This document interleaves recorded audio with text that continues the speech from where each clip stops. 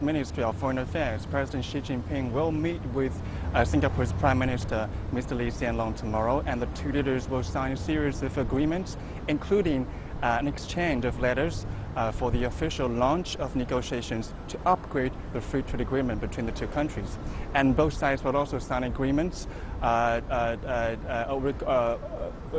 regarding to the areas of education, the urban management, as well as the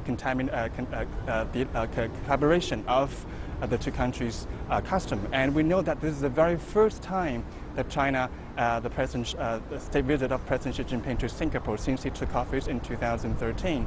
And it's part of the exchange of presidential trip by the two sides to mark the 25 years of diplomatic ties between the two countries this year. And tomorrow, President Xi Jinping will also deliver a 36th Singapore lecture at the National University of Singapore, and he will also open the China Center, the China Culture Center on the Queen Street. And Xi's visit is expected to boost cooperation between the two countries, especially economically. Tell us more about that. Well, yes, indeed. Like I just mentioned, that the two sides are going to sign a series of agreements, some of which related to the third government-to-government project in western part of China. The previous two are located in Hangzhou in eastern China and Tianjin in northern China. So they are now working on the third one. And as experts say that this time the state visit is going to provide more opportunities for the economic ties between the two countries. Let's take a listen.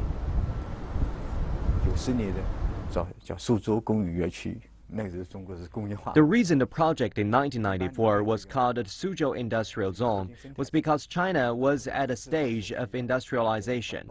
The Tianjin Ecosystem City project in 2008 was initiated when China's urbanization needed a solution to environmental problems. Now here is the third intergovernmental problem.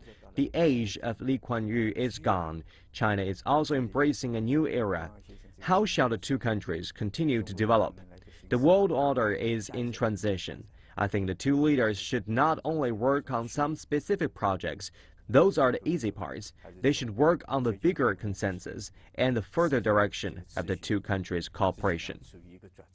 I think primarily this is driven by Singapore's status as a trading nation, but it's also at this strategic juncture in the Malacca Straits between the Pacific and the Indian Ocean, as well as the Southeast Asian archipelago. In addition, there is infrastructure projects in Southeast Asia which are bringing connectivity to Singapore with its Southeast Asian neighbors to the north.